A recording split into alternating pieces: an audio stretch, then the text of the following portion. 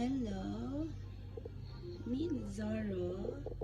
He is the new cat I am fostering. Hello, Zorro.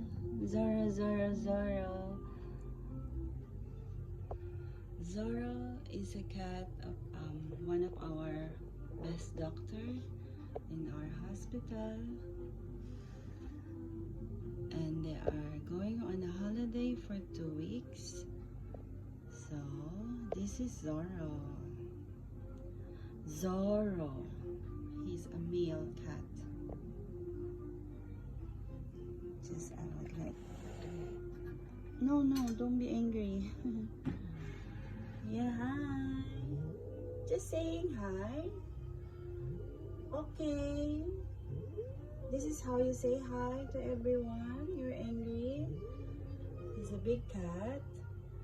This is his new place. That's why he's adjusting. Okay. Sorry. That's a bad word. No, don't be like that, Zorro. No, no. It's adjusting. Anyway.